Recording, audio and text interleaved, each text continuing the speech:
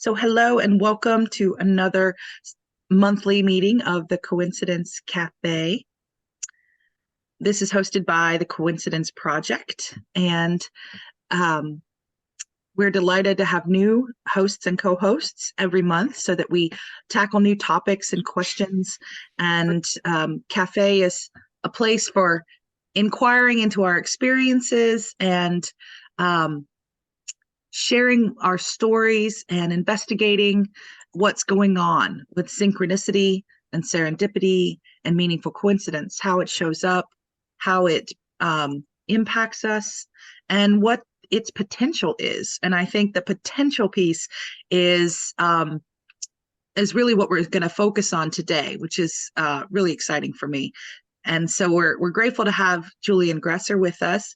He's just published an autobiography, How the Leopard Changed His Spots. And in a moment, I'll post the link.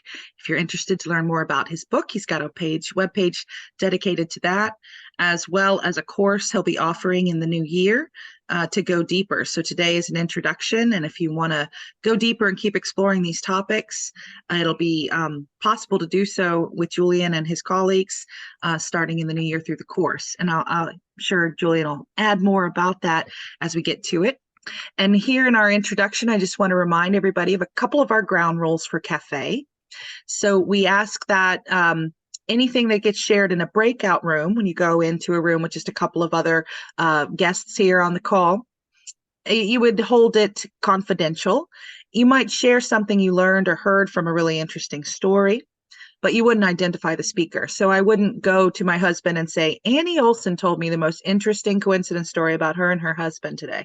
I wouldn't do that. So don't identify the speaker later so that the things that we choose to share in the breakout rooms can remain private.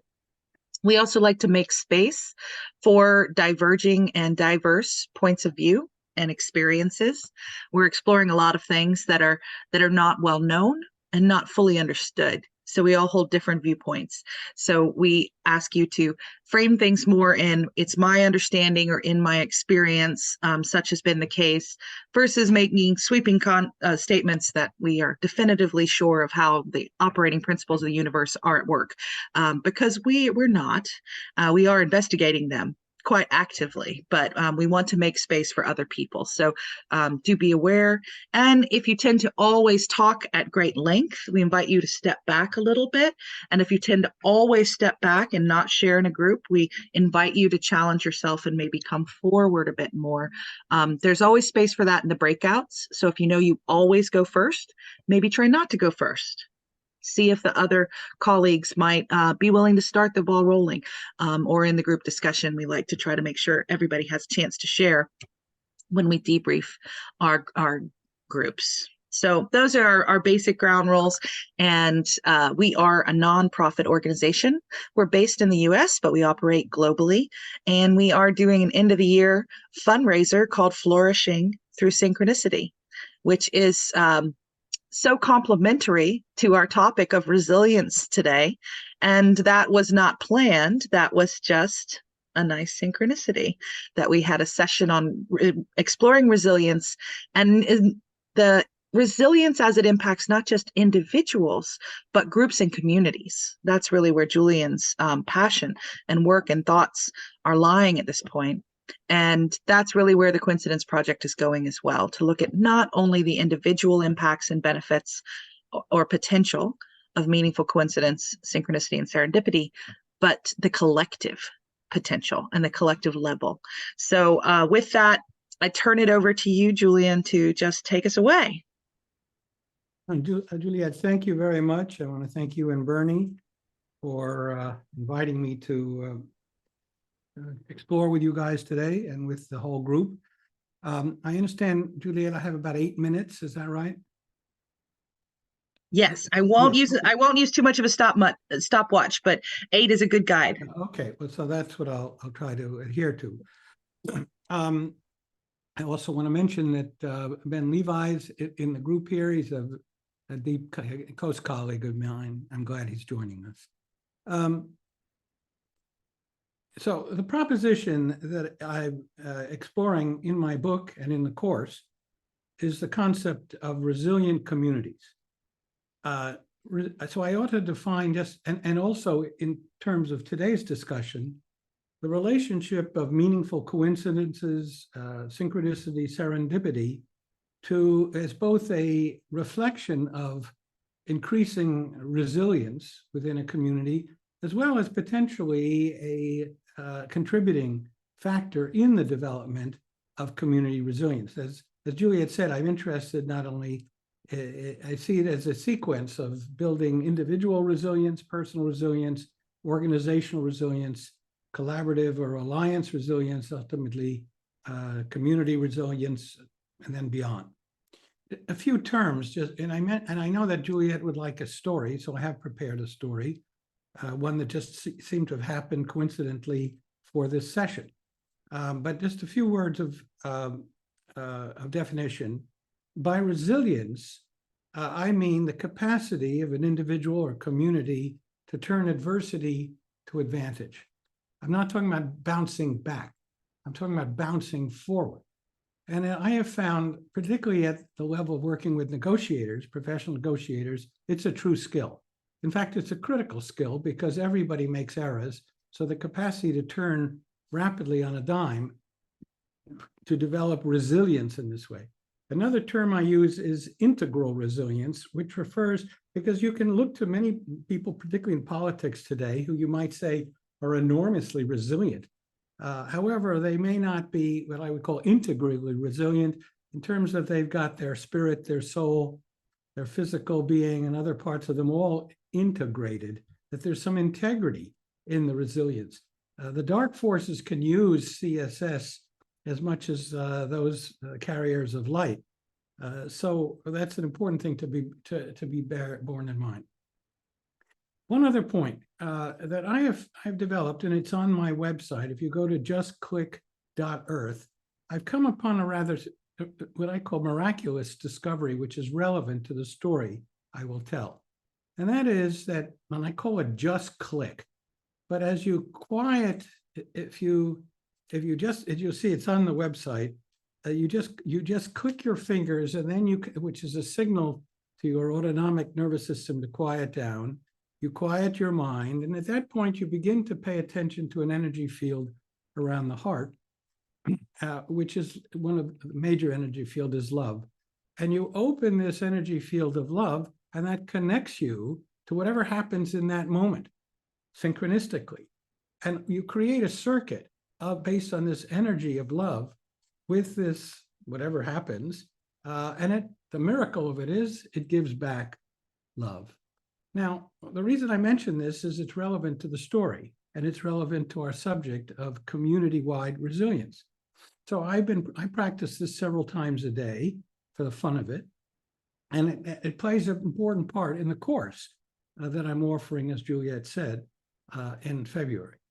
It's one of the practices at the individual level to build resilience, and so forth. Now, I can't go into great length about it, but I just mentioned that I've been practicing this, and the very last part of the book of the course that I'm working on is community-wide resilience.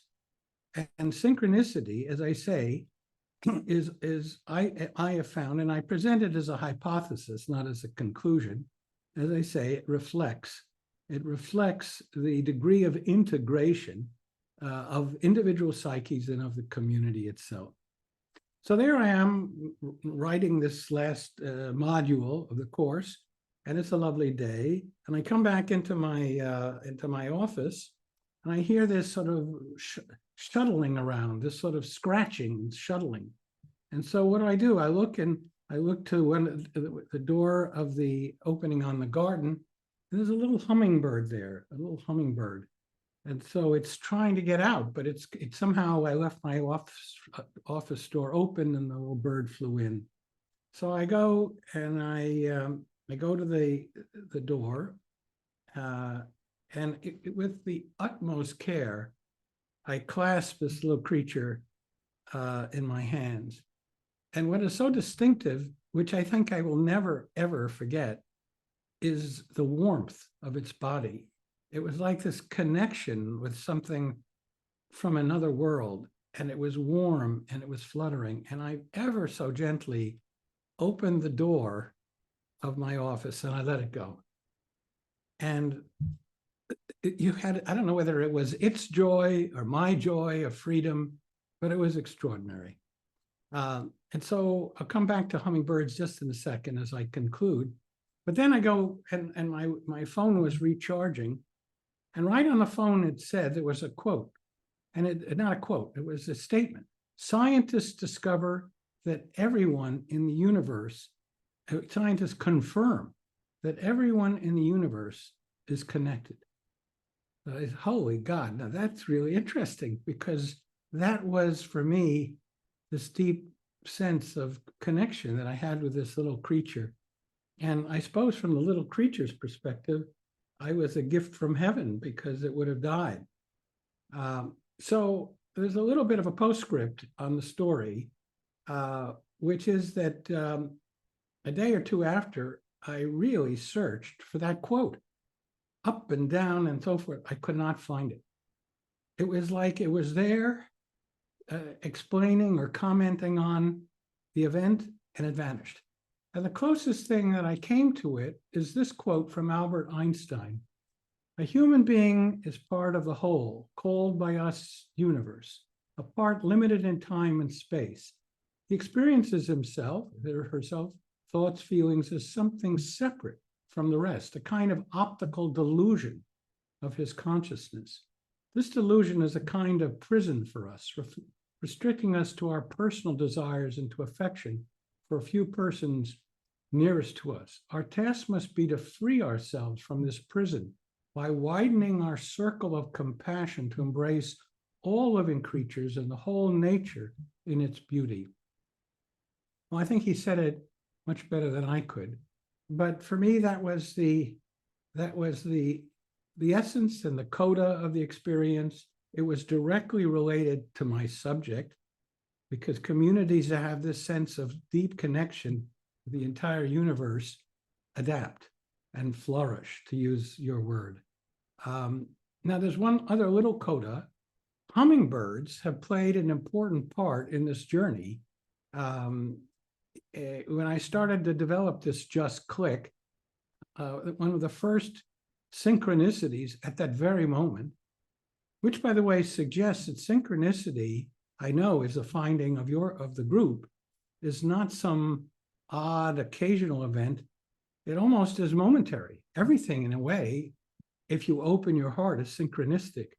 Well, hummingbirds were one of the first that showed up in my garden, and they recurrently showed up in my consciousness.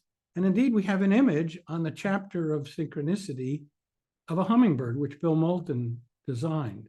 So I thought that was an interesting also. This is a compound synchronicity, which for me sends the meaning that, to me, of confirmation that sort of I'm on the right track in the exploration in the hypothesis that resilience and synchronicity are intimately related, and really a very interesting area for further exploration.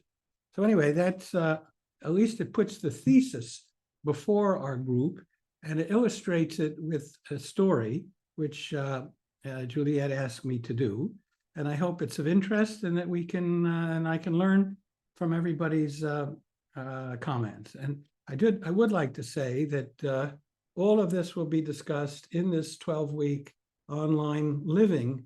Keyword is emergent course. The course will literally emerge as we all explore, but it has a very developed architecture and methodologies and metrics, which I think will be also a contribution. So Juliet, thank you. Thank you. Yeah, and I added in the chat for the group, you were looking at this expansive notion of synchronicity. And if you analyze the word, the syn means together, and the chronos refers to time. And Jung, in penning that term and inventing the term, was looking at things falling together in time and wondering about how they could fall towards the one who experiences. So there's the relationship between the yearning or pull or calling of the experiencer, as well as the kind of remarkable way that things come together or occur at the same time.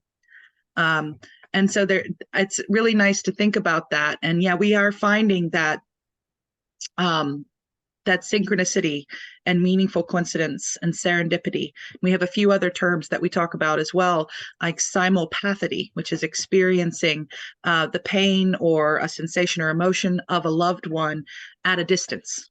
When you don't know that they are experiencing it, but you feel it within your own body, and then you find and confirm that it's what someone you love was going through as well. And human GPS, which seems to be our innate sense of somehow getting to where we're needed, or and others getting to where we needed them, so that we meet and we get in the right place at the right time without consciously having planned it or consciously knowing that it would be the right place in the right time. So that's how we use the term human GPS as well. Just had two quick points. One is you used a word, which I think is a really interesting word, about yearning. It seems to me these events tap into a collective sense of yearning, perhaps of a recognition at some deep level of separation. And I think the yearning has something to do with reconnection. I just want to point out also that in the models that I've developed, the incidence of these kinds of events is one contributor to what I call the resilience multiplier effect. As communities increase their resilience, one of the ways it is expressed is through the increasing incidence of these events. And these events provide, in a circular way, confirmation of building resilience. And so it lends itself to a metric, which has other components like paying forward, the ability to, the opportunity to take goodness that comes your way and pass it forward, helping reduce misery and enhance joy. The more you see in a community, the incidence increase of paying forward, I hypothesize the more CSS events you will see, because it's a natural driver of connectivity. Yes, very good. And I wonder if Ben or Bernie have anything they might like to add, since we've been having some conversations together for the last few years. And I know Ben and Julian, you're in additional deep conversations even more. We have some time to kind of explore this foundational notion that Julian's setting out, that synchronicity itself can help us to become more resilient and not just bounce back, but actually move forward or bounce forward after adversity. And that it moves from just the individual experience to potentially something that can benefit a whole community. So I wonder if Ben or Bernie have any thoughts on this as we're starting to explore this subject. Go for it, Ben. Go for it, Ben. Bernie, I was going to invite you. Well, I had first invited you. I got nothing to say right now. You don't. You've been working with Well, Julian for quite a while. You've got some great contacts in Boulder. So just let us know what you think. All right. Well, certainly Julian has covered it very thoroughly in our conversation, but I would just offer that the word synchronous, I think probably originally came from, it's actually more of an engineering term. So when people communicate synchronously, they communicate at the same time, just like we're doing. And that's a different kind of definition of synchronicity than CSS definition. So I just want to show, or at least acknowledge, that everything you read on the internet that has to do with synchronicity, you interpret, I interpret, we interpret the meaning of that in our own context, not necessarily in the context of the definition that you're reading about. So for instance, we have asynchronicity. Okay, so I'm curious what asynchronicity, what the meaning of that is in a CSS context. That's an inquiry I'll suspend into the center for now. In engineering, it means like email, when you communicate not at the same time, right? So what does asynchronicity mean, if it even has any meaning in a CSS context? Thanks. Yeah, and there's even a third way that the word is used. We have near us in Charlottesville, Virginia, just south of us, an organization called the Synchronicity Foundation. And we were so delighted when we discovered that they existed, because it sounded like such kindred spirits, and in a way they are. But they had pioneered the use of oral beats, or to synchronize brain waves by a slight left to right out of syncness causes the brain to accommodate for that by entraining the brain to go into alpha or theta brainwave states, which get into more meditation and the deep reverie that goes towards being asleep, which is a place where many people have experienced enlightenment, discovered innovations, answered questions that they couldn't unravel in their regular, busy, fully alert waking life. And so they're using synchronicity to mean a form of meditation where you more quickly fall into deep, deep states of meditative reverie or internal reflection through oral stimulation, through music that is entraining the brainwaves. So they're synchronizing the brainwaves in order to get the benefits of meditation more quickly and more consistently. So there's yet a third meaning for this lovely term. Juliet, let me add just one other qualifying point. And I don't know which prevails, but I think it's pretty clear that synchronicity, coincidence, and so forth work in two directions. The direction that I've emphasized, I think this group is interested in emotionally, is the high side, the spirit, where it points us more and more to connectedness and light. But what I call the shadow forces deploy synchronicity in the opposite direction. They see it as indications and intimations of chaos and disorder that suit narrower agendas or more personal, ego-driven agendas. So we have to be aware, because you can see in the world today how at least for me, the shadow is running amok at every level. And such perpetrators or participants tend to invoke synchronicity as confirmation, portents, forebodings of confirmation of their intentions. So we have to be aware that I think there is this other dynamic, this shadowy dynamic that I don't know how deeply you guys have looked into it, but I think it's definitely in my work in law with Ben, trying to deal, we are dealing square on with very formidable shadowy forces that make use of these kinds of principles as well. I think that's that's worth emphasizing, Julian.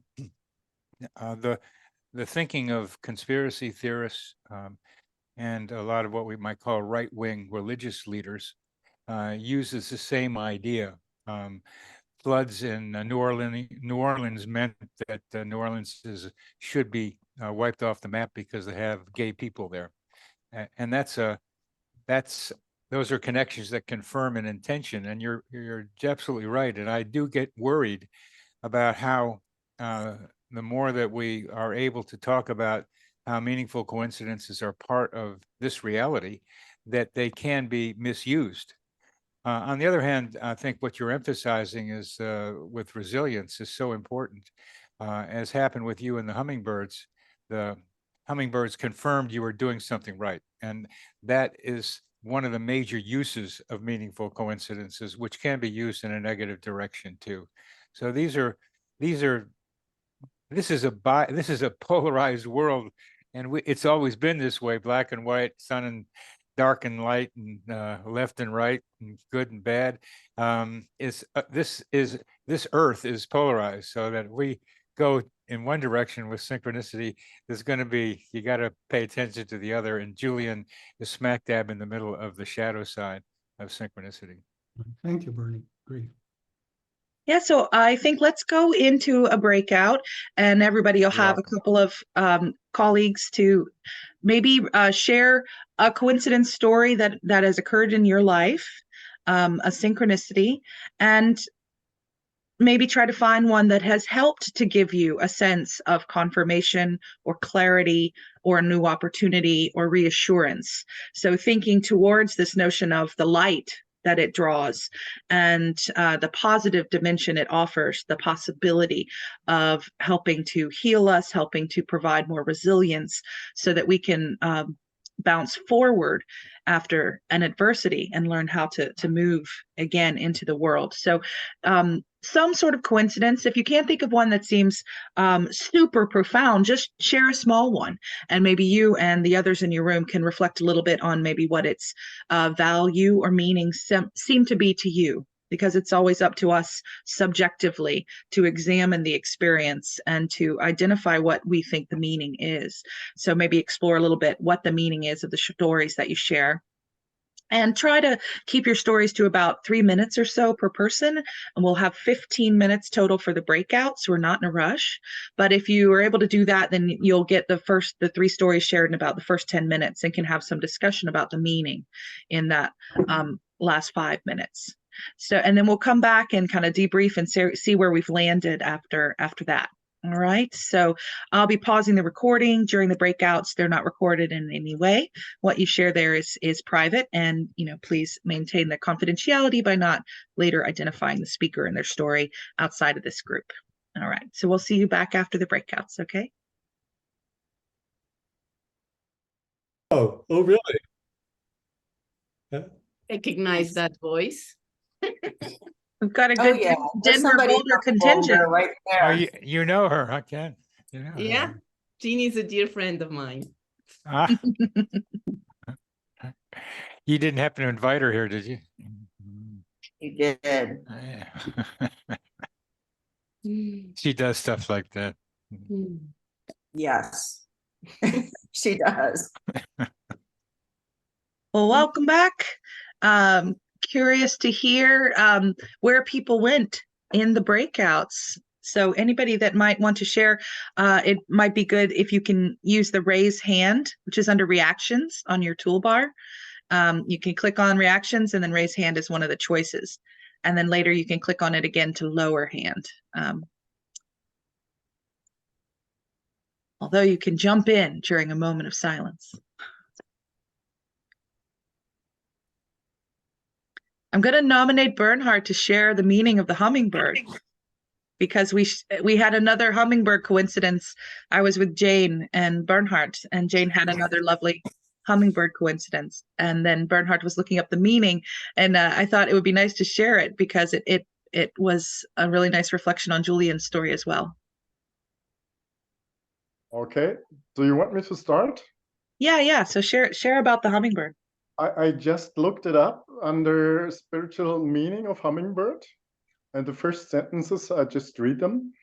In most cases, the hummingbird spirit animal is a messenger of joy, love, and good luck. This mighty little bird is also a symbol of beauty, playfulness, and resilience. Here we go. Those with a hummingbird as their spirit animal tend to be happy. They are joyful people who love life and all its challenges. That's the first words. And I like to read the meaning of the birds or the animals and just look where there is resonance, where I can feel something true in it. It doesn't mean that everything has to be true one-to-one, but some things have a resonance, and that's nice. If you meet animals or whatever, or animals just cross your way, just recommend to look up the meaning of this animal. So that's about the hummingbird. Thank you, Bernhard. And Julian, I see your hand. Just 2 points quickly. One is that, of course, animals throughout history have been familiars. So they are the guides, and this particular little hummingbird, not this one, but hummingbirds have been a familiar for me. And what was really so important, meaningful for me, was the tangibility of it. That I held it in my hand. It's like the warmth of it. It was sort of fluttering its wings, but for a moment it seems to relax because I was holding it. It's as if it knew it was going to be okay. And the last point to make, which I made in the meeting, is it reminded me in the discussion of the last line in Henry V of Shakespeare. And the last line, he says, small time, yet in that small, most greatly lived. So a hummingbird's life is very short. And within it, it brings so much joy to everything around it. And yet it reminds us that it's all very, very, very fleeting, at least in this plane. And so I thought that combined with the tangibility of this warmth, pulsing life, really for me, I think I will carry for many years.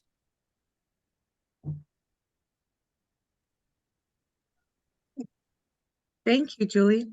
And I see Shanice and then Mary Kay. Oh my goodness. I was telling the group about the hummingbird. I actually had a hummingbird coincidence when I came into the room. Well, when y'all started the meeting and he was talking about the hummingbird thing. My mom is entered into the Publishers Clearinghouse thing and they've been sending her stuff. Well, interestingly enough, they sent her a plant, and the name of the plant is a hummingbird, tango hummingbird mint. Never heard of the plant before, and I thought that was really interesting and coincidental when it comes to the whole hummingbird thing. So, yeah.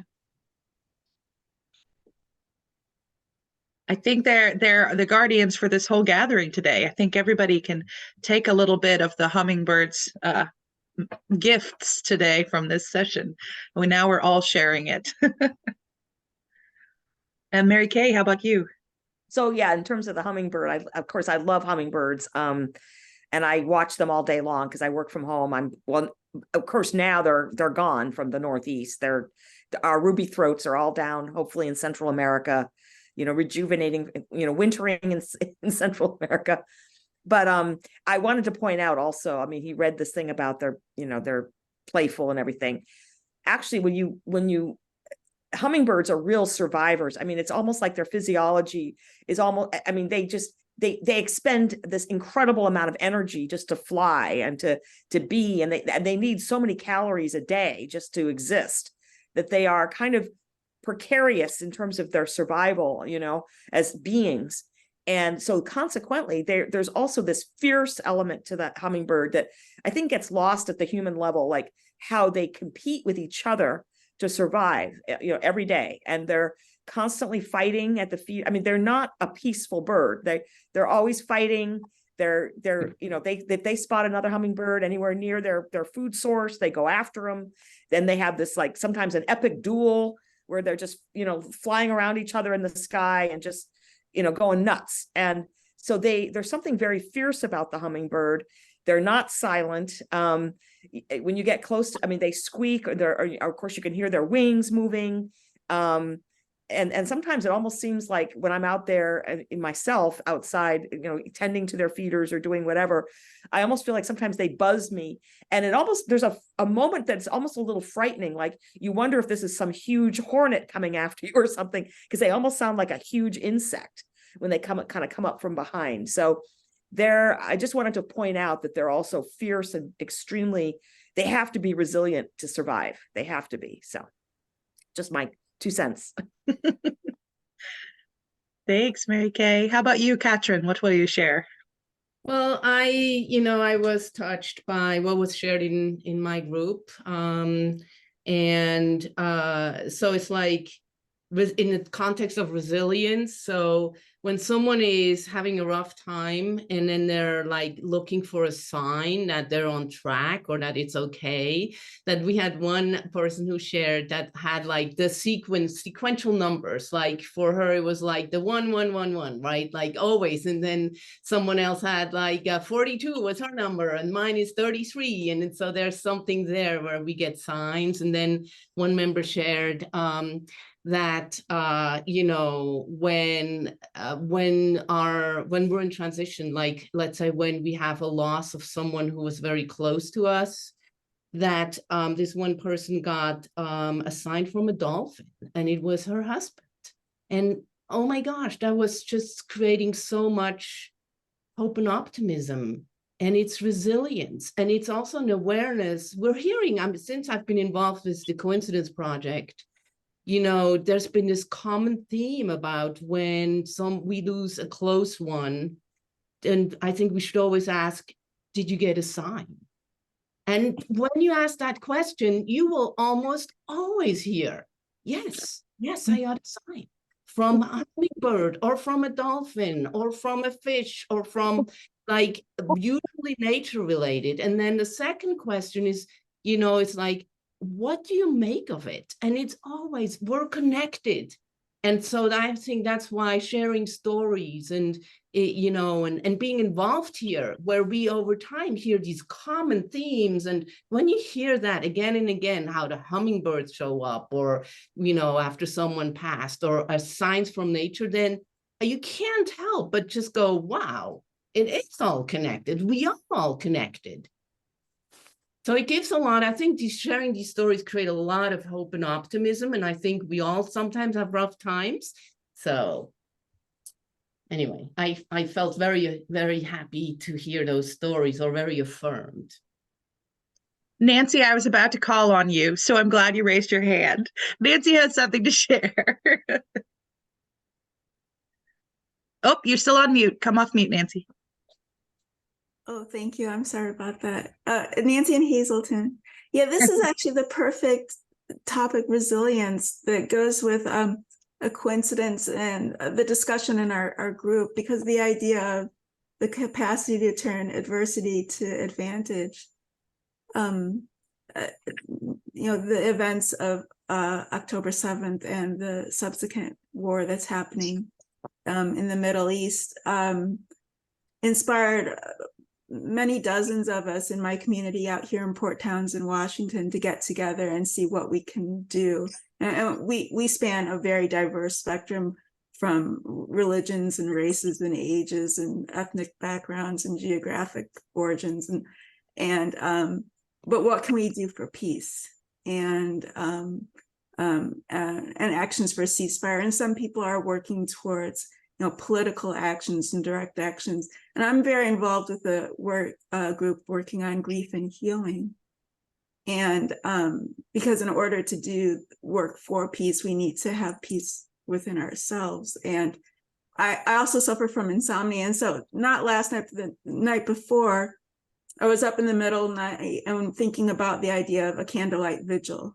And something that I used to do back in the day for Martin Luther King Jr.'s birthdays, organize candlelight vigils in the downtown Port Townsend. And I was thinking, well, it'd be nice to have that. I was wondering if there were any days coming up, commemorations, either national or international, to match it up with. And I found out that International Human Rights Day is December 10th, which is a Sunday. I thought, oh, that'd be perfect. I'll talk to the group about this, which happens to meet later today. And then yesterday, later in the afternoon, I'd been meaning for years to listen to Max Richard's The New Four Seasons. It's a contemporary reworking of Vivaldi's Four Seasons. And I went to his YouTube channel meaning to look for that, but he had a video called Being Human. I thought, oh, that sounds interesting. And I clicked on that. And the music begins and the images begin of this woman walking away. And it starts with the voice of Eleanor Roosevelt reading the Declaration of Human Rights, which was founded in 1948, when that was codified by the United Nations, which is also the year of the Nakba that happened.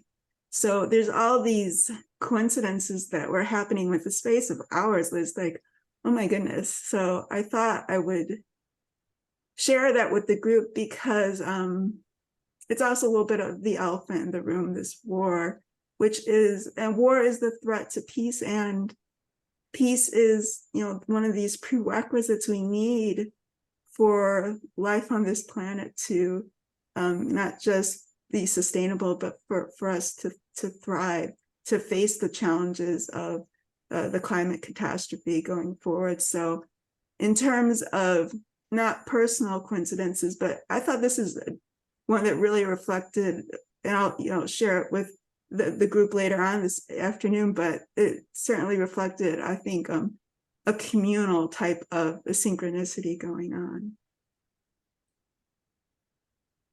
So anyway, that's all. Thank you, Nancy. That's wonderful.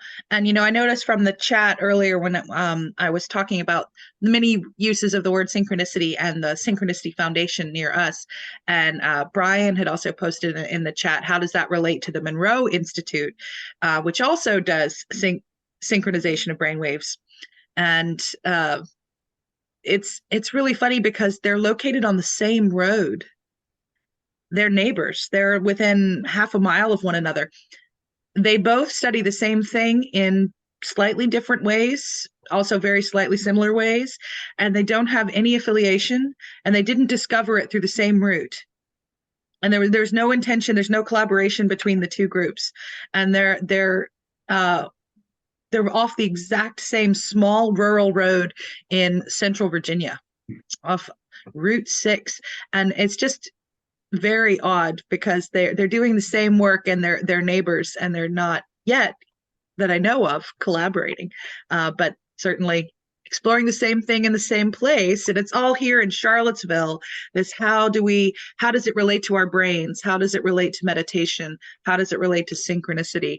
I feel like we're in the mix in that as well, that there's a little bit of a vortex or a center of this wanting to explore these things really deeply and wanting to benefit mankind, humans, and benefit other life on Earth. I take Nancy's point, that working for peace so that we can also deal with the climate crisis is going to be so important for going forward.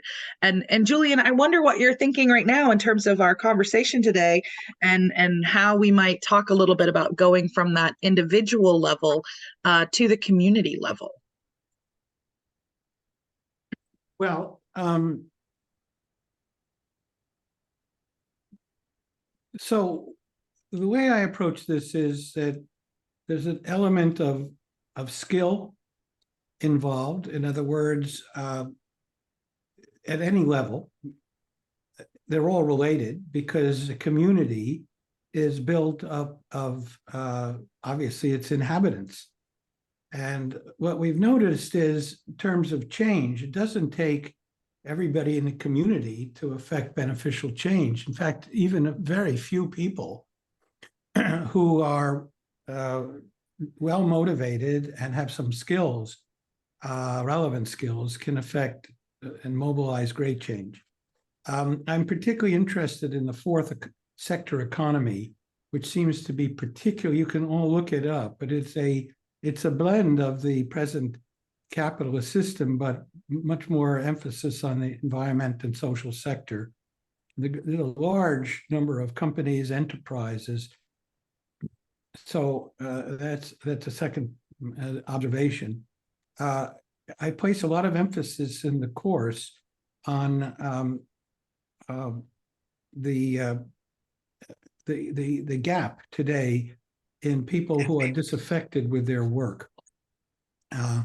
In fact, according to a Gallup survey in 2020, the cost to civil society in the world is $7.8 trillion of lost productivity.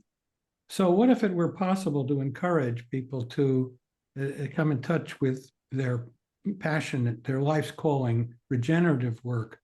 You could call it their soul's work and be paid for it.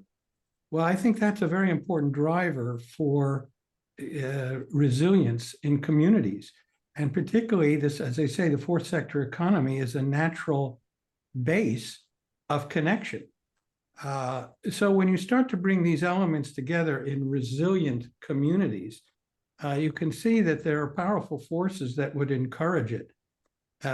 So that's one part of it. The other part is specific tools that we have. You can say that the work that CAFE and or the Coincidence Project are doing are developing capabilities and tools for developing skills to build this capacity at all levels, which I call integral resilience, because we live in a world, as you point out, of enormous challenges, climate turbulence being a very important one.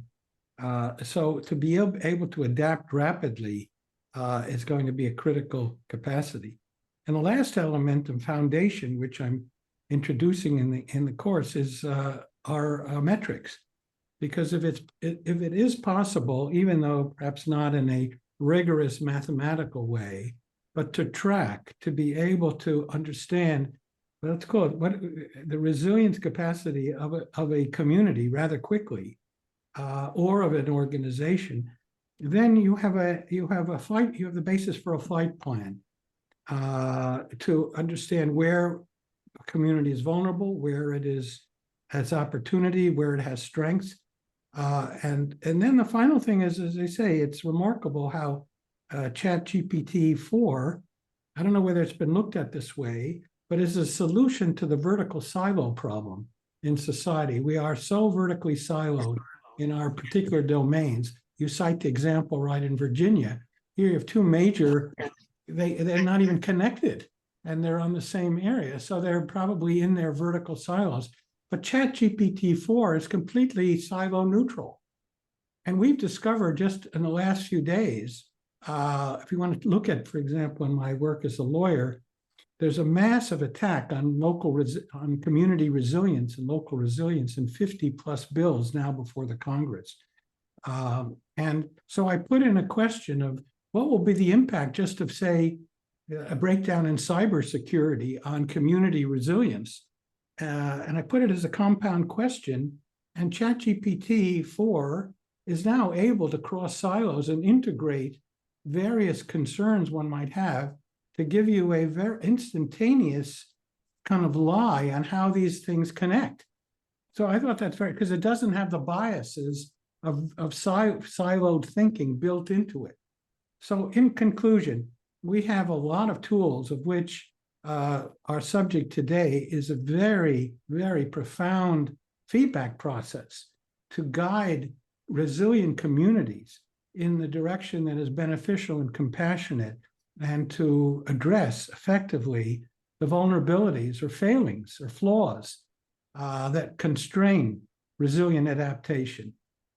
So I'm hoping, just to say a little bit of a commercial, in this course, to lay the foundation in 12 weeks, this model of emergence, and then expand it. And the idea is a collaborative process to make the tools, the skills, the metrics all available to collaborators.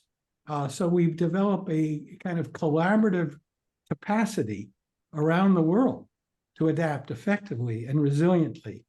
And I even just proposed it to the Kennedy School as a new US-Japan evolutionary partnership, where we can work together, with Japan being a critically important country, somewhat sidelined during the last 30 years, but an area where I have a lot of expertise. But anyway, that's a somewhat rambling response to your question.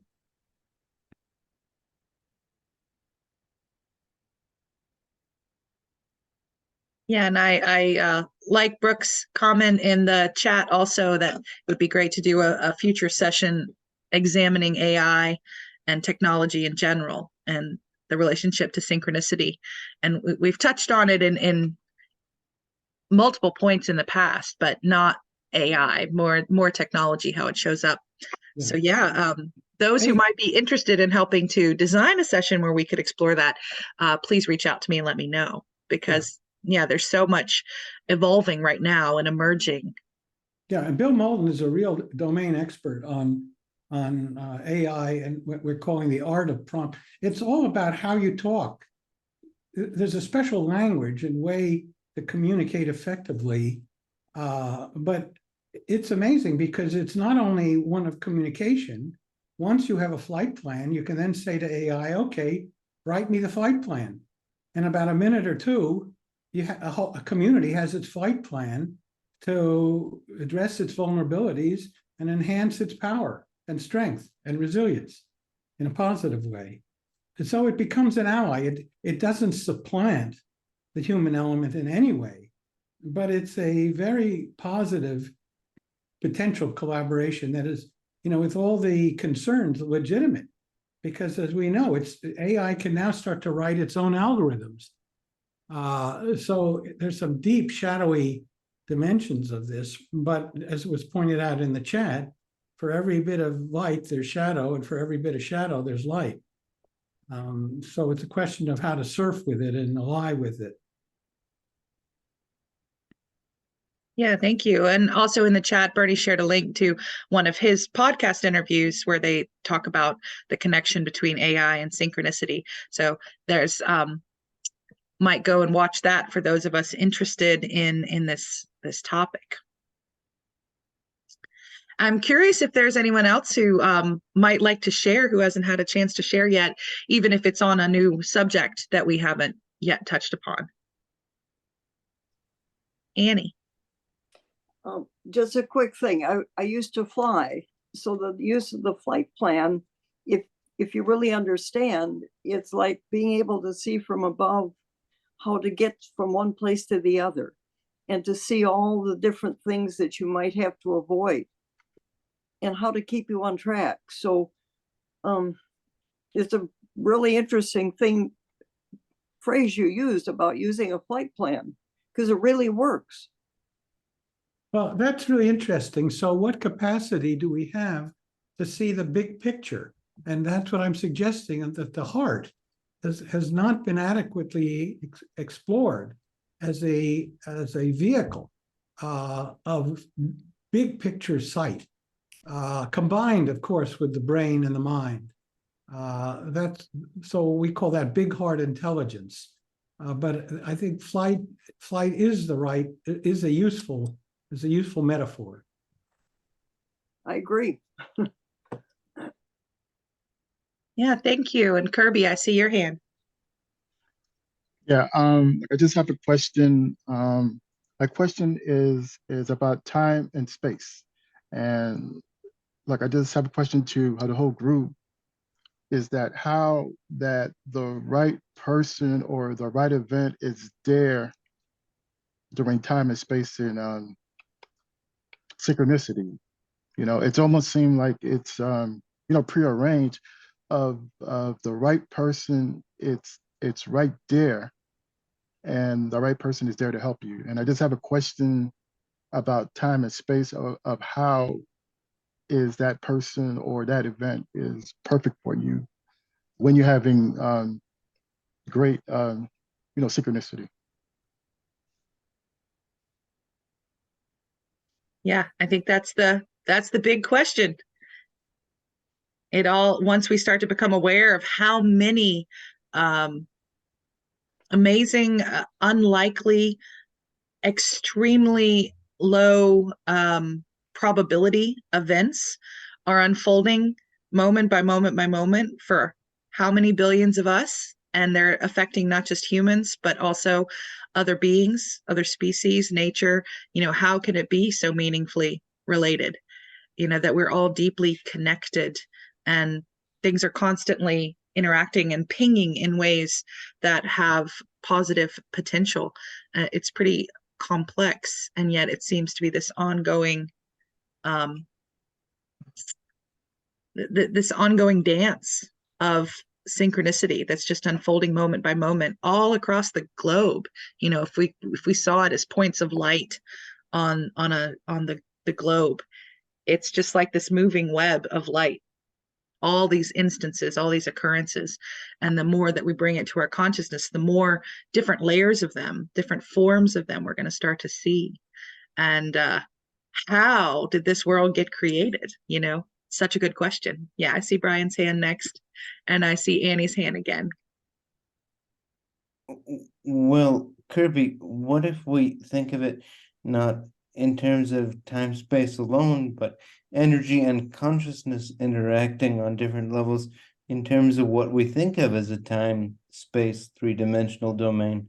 And when we think of how energy and consciousness can manifest in that way, then it starts to make more sense, don't you think?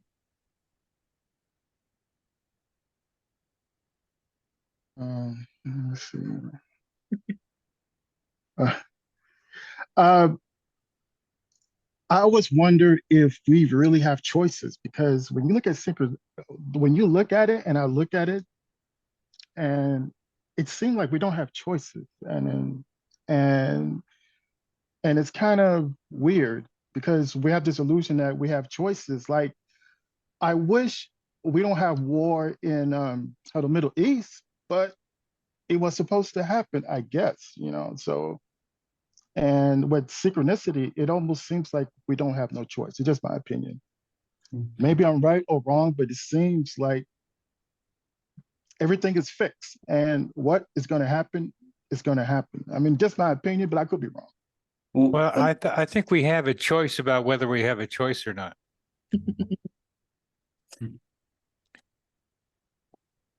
If I may, I do know that at higher levels, they do say we have the ability to make choices. It just doesn't look that way, does it? And maybe we can't perceive free will very well down here. Now I'll stop. Yeah, I like Brooke's comment that we appreciate Kirby's big questions at the end of Cafe. Always leaves us wanting more and to unravel the big questions of our existence. And I see Annie's hand again, and then Julian. Just a quick thing. I've been watching Learning Chemistry on Apple TV, and I think it was the one last night. It was all about coincidence, and so much of the show this is the first time they've mentioned it. It's between religion and science. So it's kind of like wanting to bring religion and science, spirituality and science together. So it's just like the free will and destiny working together, dancing too. So I'll just share that with everybody about this strange thing last night here on the show that I never expected. And they're talking about coincidence, big time. What'd they say? Well, I think you'd have to watch it to get the feel, but it was about, is coincidence all chance, or is there really purposeful coincidence? It's just like what we're talking about. So I think I recommend other people to look into it, but it's just, here it was. Yeah, and I think it is these new intersections of things that we kept siloed that don't need to be anymore. Part of the asset that AI offers that Julian mentioned, that we can get out of so much siloed keeping or sharing of information, that spirituality and science in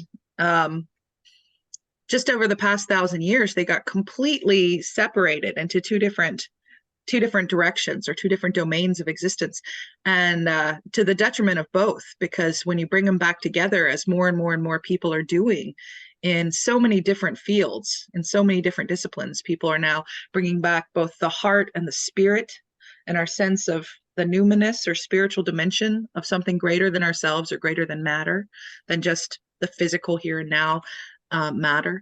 And then what we can learn through the scientific method, through observation.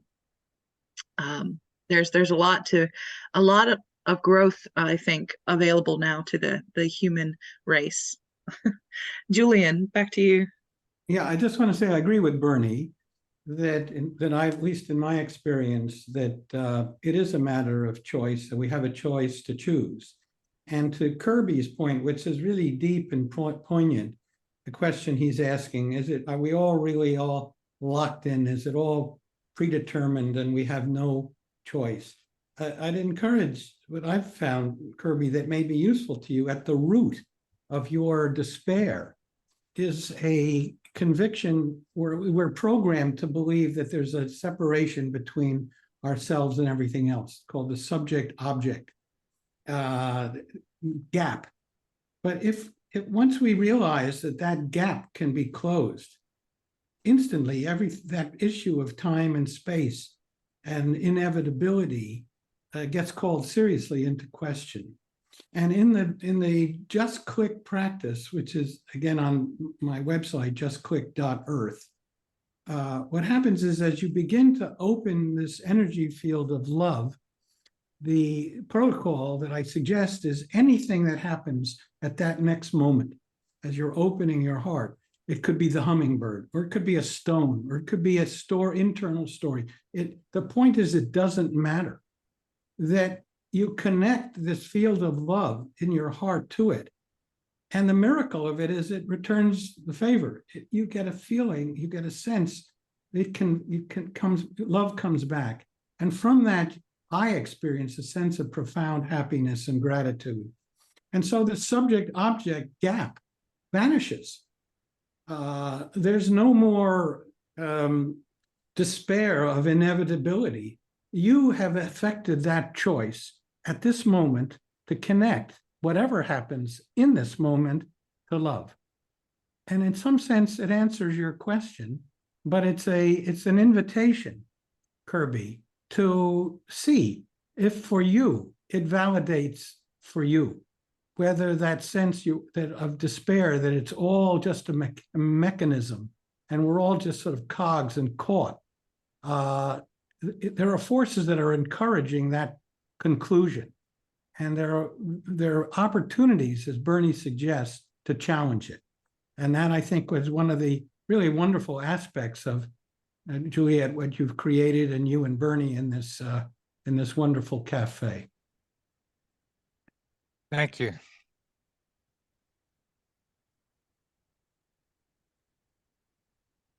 Yeah, thank you. And I look forward to coming together more and more as a community here through the different events of the Coincidence Project to kind of explore this dimension of how we can move towards an empowered sense of existing. Even if it was all fated, let's go ahead and try to exercise free will even more to make positive choices. And moving from just the individual perception and individual meaning making, somebody put in the chat, that it's up to us how we interpret and what the meaning is of things. So we have choice. Ben said it. We have choice over the meaning making, and it's a powerful lesson that he's had. And I agree. There are a lot of ways we could interpret the same events, and they say with witnesses to something that's occurred, and they interview everybody, and they all have a different story about what they just saw unfold. Our own perception is so big a factor in what we perceive, what we experience, how we behave, and sharing those perceptions, testing them out more, not just holding on to them as set and done and correct. Coming together in a community to kind of grapple with these things is incredibly valuable, because we can bounce off these other perceptions of other people, and our collective meaning making can be enhanced because other people are going to see things that we missed. We all operate from a set of assumptions and perspectives that creates a bias of what we notice, what we dismiss, or how we interpret everything that's unfolding. So I think we're improved, and our ability to make meaning is greatly enhanced if we can do it collectively. And that's definitely what we're trying to do here. And so I'm just really grateful to Julian and to Ben and Bill, although he wasn't able to join us today. We've had lots of great conversations in the past with Bill. Maybe he'll come back again and help us do a cafe later, exploring AI more, and Bernie and all of us here on the board and in cafe, all of the cafe regulars that we've had. We're building something that gives us a new think tank, a new engine to come together. And I think that point about opening up the heart is so important. Katrin is going to present our next speaker series talk on December the 1st. I'll be sending out the email about it tomorrow to everyone on the mailing list. And she's going to look at synchronicity in transitions. And she's doing a lot of coaching right now for professionals, leaders who are facing change, facing great transitions, and getting out of the head into the body, into our felt sense, and into the heart, the field of the heart, and that connection. When we can open the heart, because trauma and conflict and change and things where we feel powerless, they all cause us to do this deep contraction. We pull further away from our connectedness to anything be outside ourselves. And we feel so isolated by the pain and the hardship and the trauma. We feel severed from everything, including the past, because if it's changed us, we can't even hold on to the past anymore. Even that connection is severed. And we kind of float in contracted ways.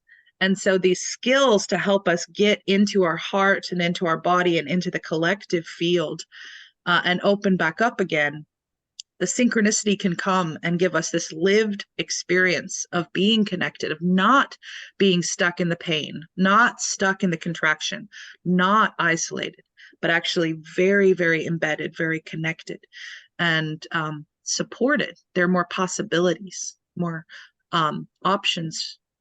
And I do think we get to choose to choose.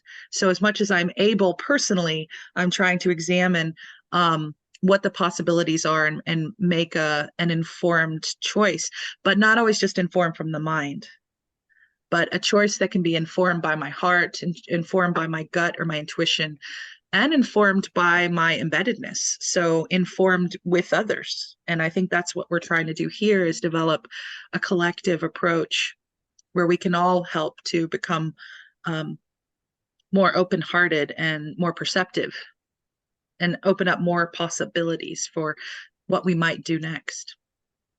And we come just to the end of the time here. So please do watch for our email tomorrow with Katherine's talk on December the 1st.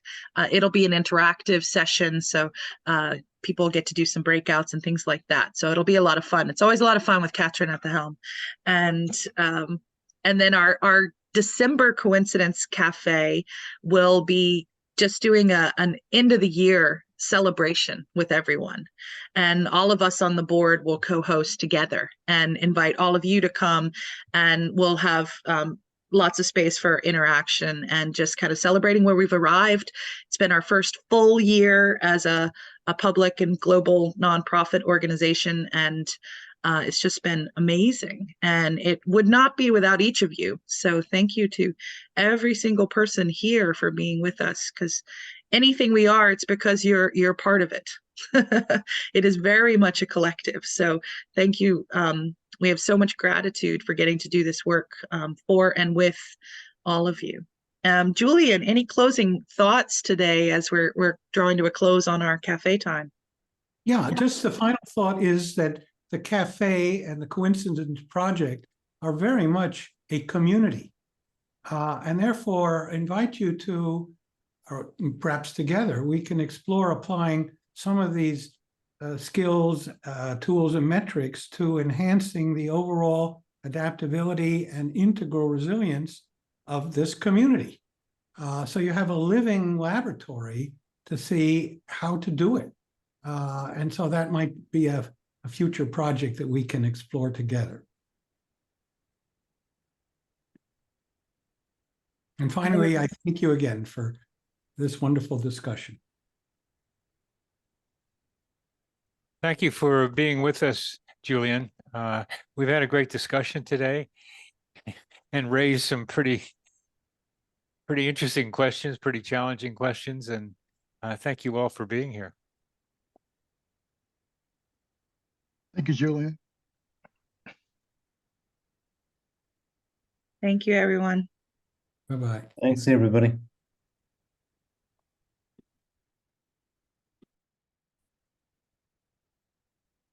Bye.